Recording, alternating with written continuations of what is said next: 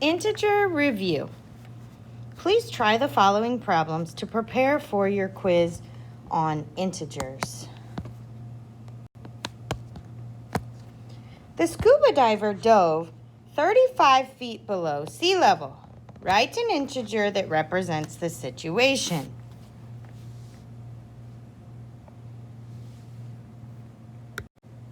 Yes, negative 35. Sea level is at 0, and if you're 35 feet below sea level, you would be negative 35. Which of the following have a value equal to 45? Well, you know equal to the absolute value of 45.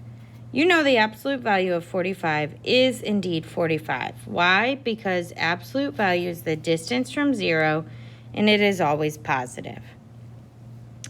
So, would the answer be negative 45? No. Would the answer be 0? No.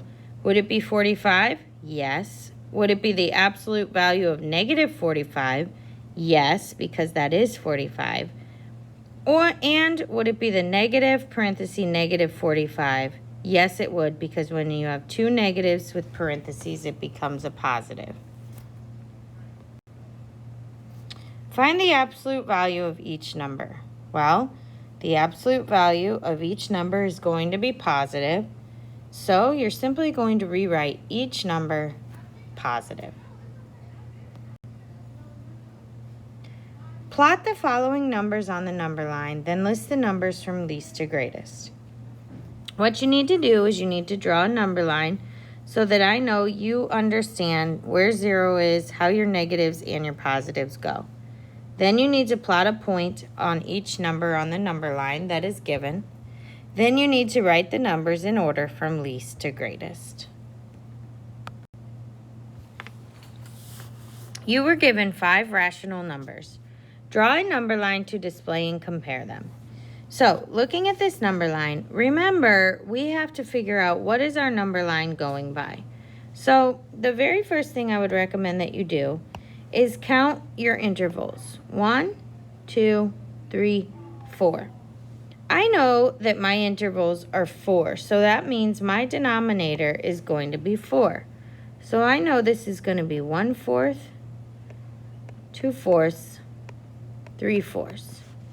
And I know 1 whole is 4/4.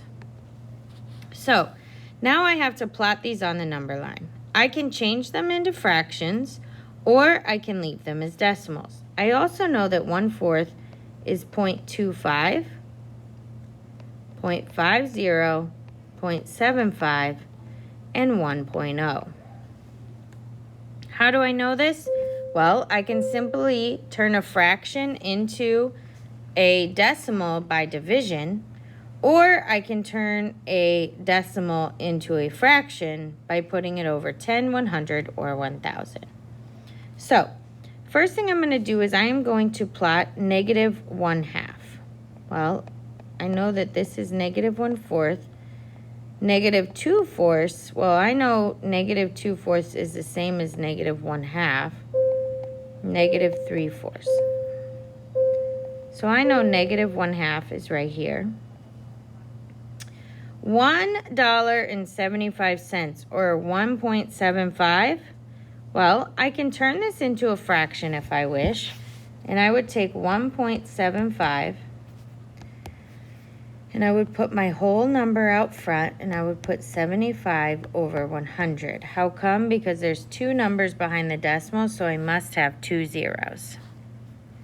I know I can simplify this. 75 and 100 are both divisible by 25, so I would have 1 3/4.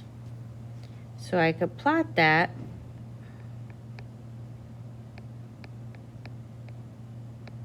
Remember, I got to go to 1 whole and I got to go past it. 1 3/4, or 1.75. 5/4, positive 5/4. I can simply count this. 1, 2, 3, 4, 5/4. This is the same as 1 1/4. The next, well, 0.25, again, I could put 25 over 100 divide by 25, it would be 1/4. And last, negative 2.25, that's going to be negative 2 1/4. Now, you can plot these as they are, or you can change them into fractions. Now, you can also change the fractions into decimals using division. Numerator divided by denominator. Make sure you add in your zeros and your decimal point.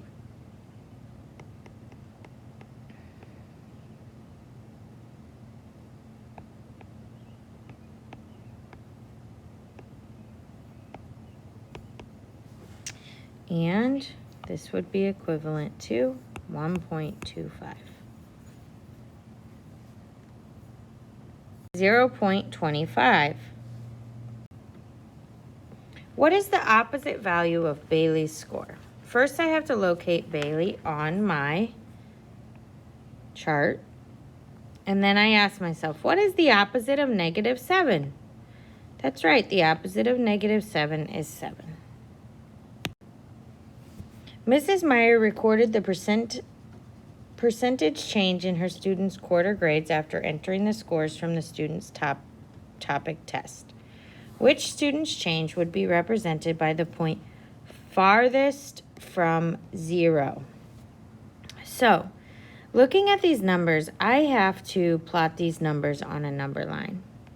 The very first thing I'm going to do is I'm going to put a 0 in the middle because I know I have positive and negative numbers. Okay? Then I'm going to look at my positive numbers. I have two positive numbers, one right here and one right here.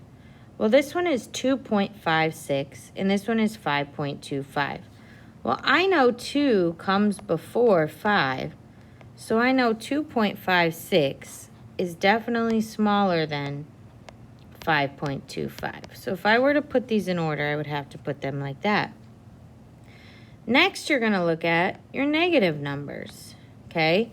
Look at the ones place first before you compare. Again, I know negative 3 is going to come before negative 6. So now I have them in order from least to greatest. So which student's point is farthest from 0 on the number line? Well, that's right, negative 6.15. Braden is the farthest from 0 because he is 6.15 distance from 0. That concludes our review. Please study for your test.